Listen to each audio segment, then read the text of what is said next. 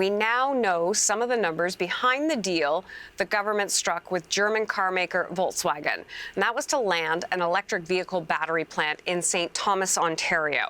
It's the company's first outside Europe, and an official announcement is expected to come tomorrow. Let's bring in Karina Roman, who has some of the details from Ottawa.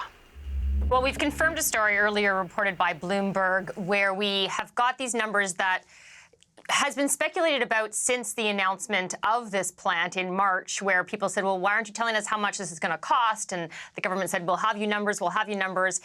Well, the official announcement is tomorrow, but we have the numbers today. The federal government has agreed to production subsidies of between $8 and $13 billion over 10 years. And the reason of that, there's a range, is because it depends on how many batteries are produced. So those subsidies are per battery on an annual basis. And the deal also includes $700 million grant toward the factory's building, basically the capital cost. It's predicted to cost about $7 billion to build, so this is about 10% of the cost of that. As you said, this factory is going to be in St. Thomas, Ontario. It's meant to be the size of like 350 football fields. So this is a very, very big plant. And sources tell CBC that the factory could amount to 10% of the electric vehicle batteries made in all of North America. What we don't know is how much Ontario might kick in. We know there's an intention by the province they have said that they are part of this deal. We just don't know how much part of the deal. And so we're still waiting for those numbers. Now, the government says the spin-off economic benefits is what this is really about, and that it will more than, those economic benefits will more than offset these subsidies that they are putting in, these corporate subsidies. In fact, they predict about a $200 billion over 30-year spin-off in terms of economic benefits, whether we're talking about the supply chain growing in terms of manufacturing or jobs. And this is what the government says it takes to attract one of the largest automakers in the world to Canada. And as I mentioned, the official announcement will be tomorrow. Why is it so significant, Karina? Well, because it's not just the numbers. I mean, the numbers are big, right? I think there's no disputing that. It's the approach. So in the 2023 budget, you have all these tax incentives to attract companies to Canada and companies already here to invest in green tech, green energy, manufacturing.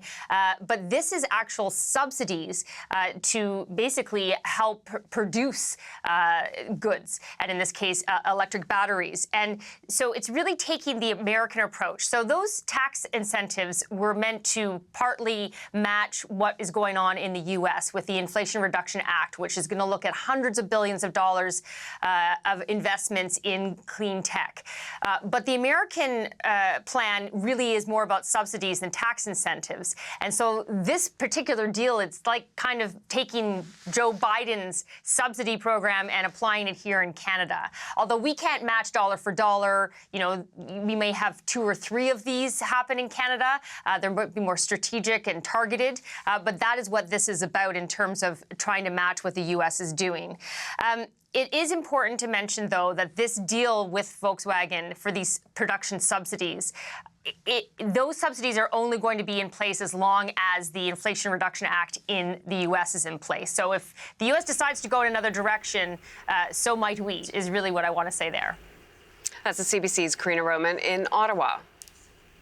The president of the Automotive Parts Manufacturers Association says he believes this sizable investment is worth it. Flavio Volpe explained why he thinks so. Well, I think that each one of these new battery plants of that size are worth about 7,500 jobs. If you look at the one that LG and Stellantis announced in Windsor a few years ago, some of these battery plants are double that size. And these are good jobs that pay for mortgages and feed kids and build communities. They're not short-term jobs that people slip in and out of. You can build a career on them. And then the feeder stock to it, the suppliers, the logistics companies, the raw materials that go into facilities like these have a real multiplier. You know how many rocks are going to get pulled out of the ground and turned into cells and then attached to cathodes and put into batteries. So it's a type of economy that we want to build. And there's a big franchise fee when you're in the major leagues. not to be flippant about it, but this is the second biggest automaker in the world, and you want them to make your batteries here, it's not going to come for free.